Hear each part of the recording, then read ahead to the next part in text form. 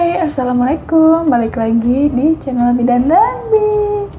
Kali ini kita bakal bahas tentang MPASI atau makanan pendamping ASI yang tepat dan benar. So, tonton video ini sampai selesai ya. Oh iya, jangan lupa untuk selalu dukung channel YouTube Bidan Nabi ini dengan cara subscribe, like, dan jangan lupa juga untuk diklik tombol lonceng ya.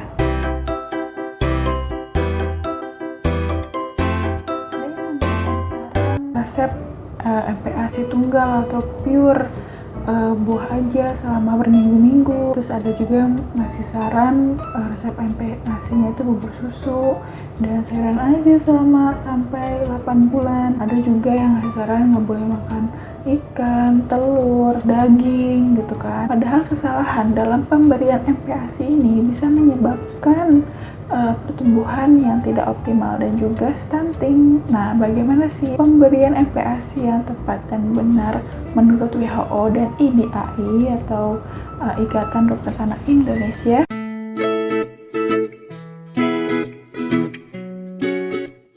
Oke, pertama-tama kenapa sih anak harus makan umur 6 bulan? Jadi menurut rekomendasi dari IDAI dan WHO itu pada saat bayi usia 0-6 bulan itu dalam ASI-nya itu mencukupi nutrisinya itu 100%. Tapi makin bertambahnya usia, jadi nutrisi dalam ASI itu akan menurun. Jadi pada usia 6-8 bulan nutrisi bayi dalam kandungan ASI itu hanya 70%. Terus pada usia 9-11 bulan itu nutrisinya dalam ASI itu hanya 50%, dan 12 bulan ke atas itu nutrisinya hanya 30% di dalam ASI. Nah, makanya di dalam MPASI-nya itu harus mencukupi, harus menutup dari kekurangan ASI itu gitu. Jadi pada saat umur 6-8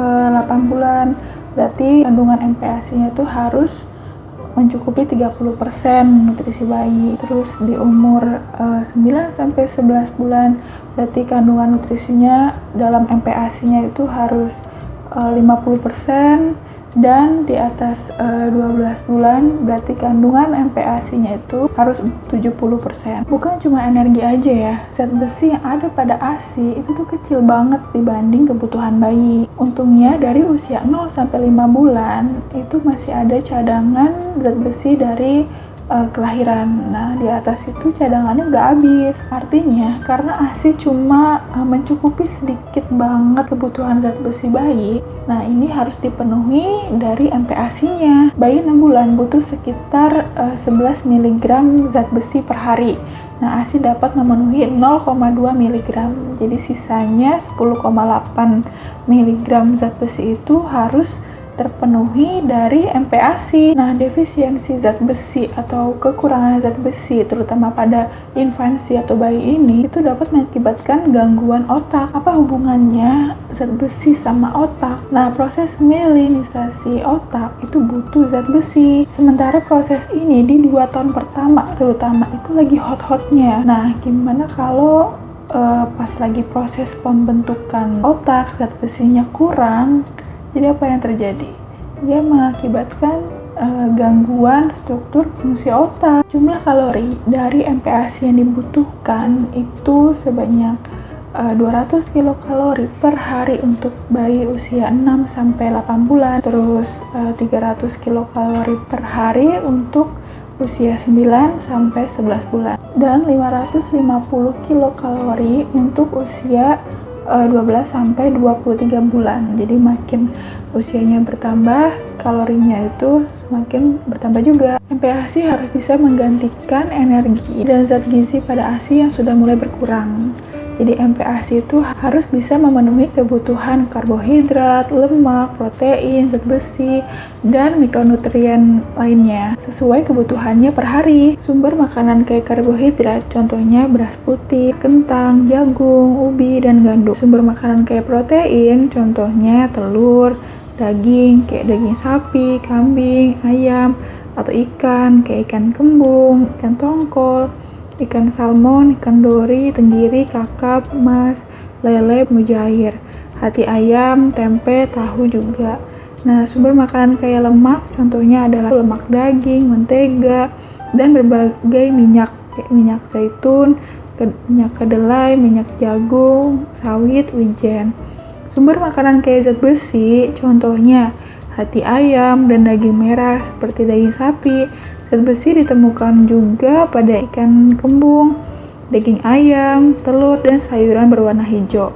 Juga banyak mengandung zat besi, tapi hanya bisa diserap dalam jumlah yang sedikit, kayak 1-8% aja oleh tubuh. Sayur dan buah itu banyak mengandung nutrisi mikro, tapi sayur dan buah itu bukan menjadi makanan utama untuk bayi, bukan sumber lemak, bukan sumber protein, tapi sayur dan buah itu harus diperkenalkan oleh bayi untuk membiasakan pola makan yang sehat nantinya. Jadi diberikannya itu dalam porsi yang kecil aja. Jadi betul nggak kalau pemberian MPASI itu harus menu tunggal selama 14 hari gitu kan? Nah, sesuai dengan yang aku udah jelasin tadi itu nggak benar ya.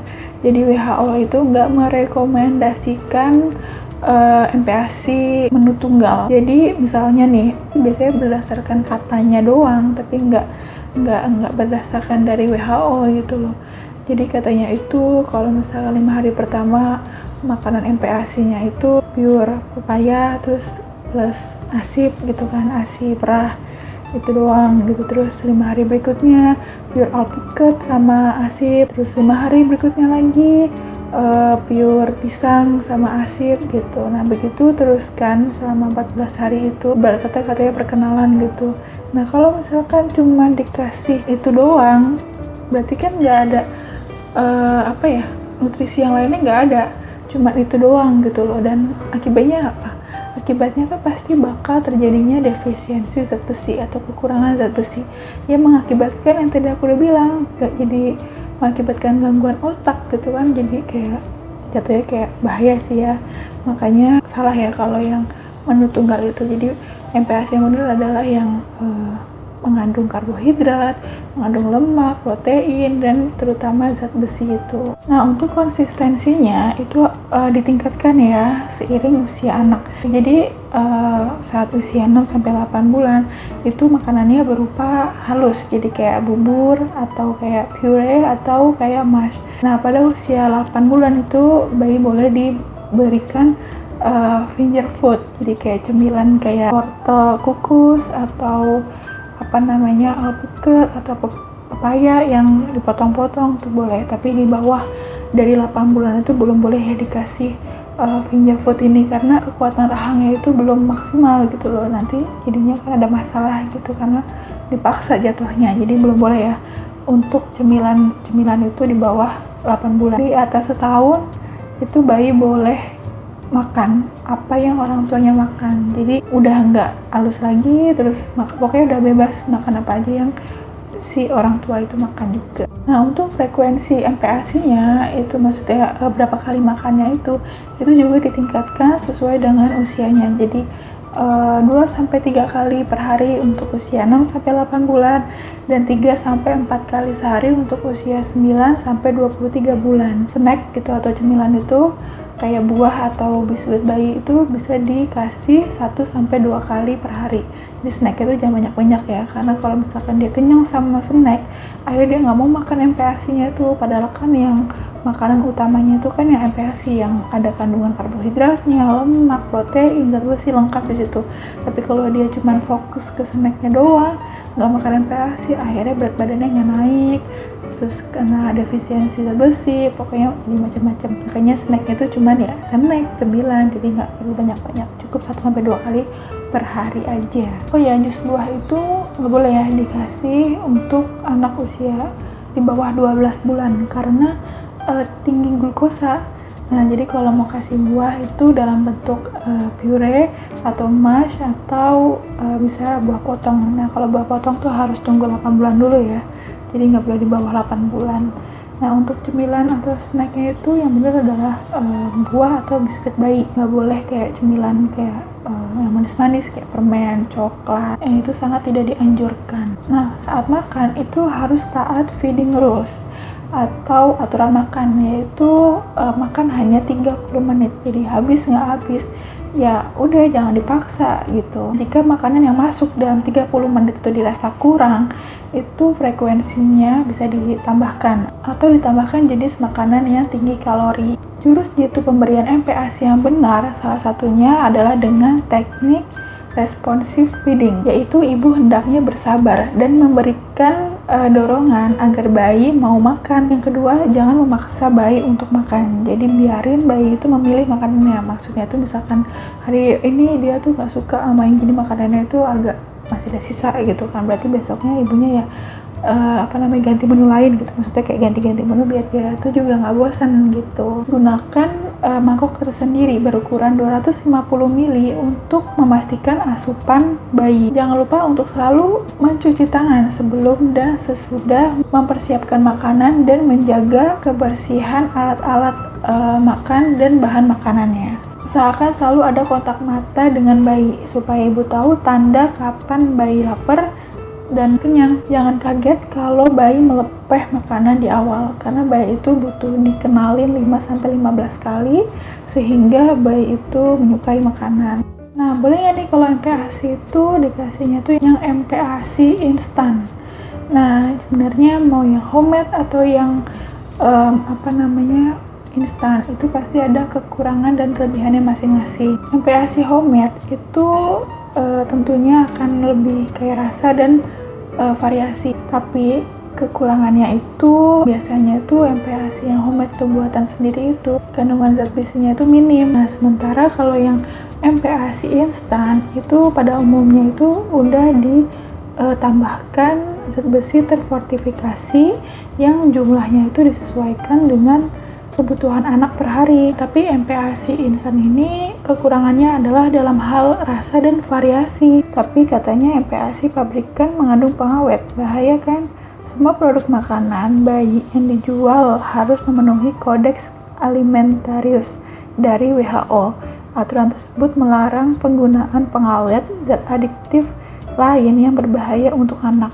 Jika tidak memenuhi Kodeks Alimentarius, sudah dapat dipastikan kalau BPOM tidak akan memberikan izin produk tersebut dijual ke pasaran. Kalau nggak mengandung pengawet, kok bisa tahan lama? MPASI pabrikan bisa awet karena teknologi freeze dry, yaitu mengeringkan seluruh bahan-bahan sebelum diolah. Kandungan airnya pun sangat minimal sehingga bakteri tidak akan bisa tumbuh dan hidup. Lalu apakah MPASI instan mengandung gula dan garam? Kan katanya di bawah setahun nggak boleh. Nah, kembali lagi ke Kodeks Alimentarius. Aturan dari WHO melarang penggunaan zat adiktif berbahaya. Gula dan garam boleh loh digunakan untuk bayi di atas 6 bulan dalam jumlah terbatas. Jadi walaupun MPASI instan mengandung gula dan garam, jumlahnya memang udah dalam range yang aman untuk bayi. Terserah mau pakai yang MPASI instan atau yang pakai yang homemade atau buatan sendiri. Pokoknya yang menurut ibu tuh lebih baik yang mana gitu. Nah, kalau misalkan juga bisa sih diselingin gitu, juga bisa bergantian gitu loh, MPASI instan sama MPASI homemade buatan sendiri. Yang penting MPASI instannya itu yang terfortifikasi, yang sudah mendapatkan izin dari BPOM gitu kan, berarti udah aman. Emang bubur itu emang udah aman untuk bayi gitu kan. Kalau bingung mau bikin MPASI buatan sendiri tapi takarannya bingung, terus sekarang kan udah banyak banget buku-buku yang resep-resep yang benar gitu loh, resep-resep yang benar untuk membuat MPASI buatan. Contohnya kayak bukunya Dr. Meta, banyak menu-menu resep MPASI yang pastinya udah diperhitungkan dengan benar. Oke, demikian itu tadi adalah MPASI yang tepat dan benar. Semoga membantu, semoga bermanfaat. Jangan lupa selalu dukung channel YouTube Bidan dan Bini dengan cara subscribe and like, dan jangan lupa juga untuk di-share ke teman-teman kalian supaya tahu juga info kesehatan ini. Makasih udah nonton videoku kali ini, nonton juga videoku yang lainnya. Oke, makasih. Assalamualaikum warahmatullahi wabarakatuh.